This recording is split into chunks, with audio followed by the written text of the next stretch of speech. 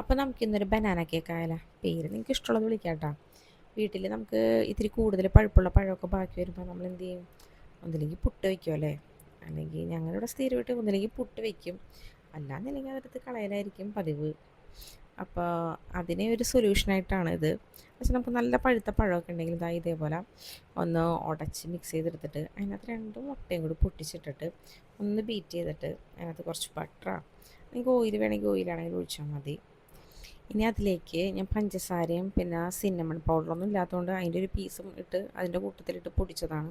പിന്നെ വാനില എസൻസും ഇട്ട് അതൊന്ന് ബീറ്റ് ചെയ്ത് മാറ്റി വെച്ച്, പിന്നെ അതാ നമ്മുടെ മൈദ ഒരു കപ്പ് എടുത്തിട്ടുണ്ട്.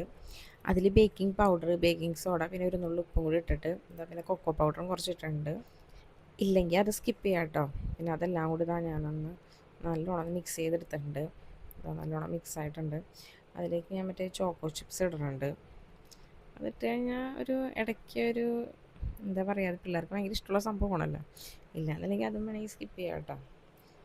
അത് പിന്നെ ഞാൻ കേക്ക് ടീനൊക്കെ എടുത്തിട്ട് ബട്ടർ പേപ്പറൊക്കെ വെച്ച് ഓയിലൊക്കെ പറ്റി വെച്ചിട്ടുണ്ട്. ഞാനൊരു 180 പ്രീ ഹീറ്റ് ചെയ്യാൻ വെച്ചിട്ടുണ്ട് കേട്ടോ ഓവൻ. അതിന് ശേഷമാണ് ഞാൻ ഈ സംഭവമൊക്കെ ചെയ്യണത്. അപ്പോൾ ഞാൻ അതിൻ്റെ മുകളിൽ കുറച്ച് ഡെക്കറേഷൻ വർക്ക്, വേറെ ഒന്നുമില്ല, കുറച്ച് ബദാമും ഒരു കശുവണ്ടെല്ലാം കൂടി ഒന്ന് അരിഞ്ഞ് വെച്ചിട്ടുണ്ട്. അതാണ് മുകളിലിട്ട് കൊടുക്കണത്. അതൊക്കെ കുറച്ചിട്ടിട്ട് പിന്നെ കുറച്ച് ചോക്കോ ചിപ്സും കൂടി അതിൻ്റെ മീതെ ഇടുന്നുണ്ട്, പിള്ളേരെ പറ്റിക്കാനായിട്ടല്ലാണ്ട് വേറെ ഒന്നുമല്ല.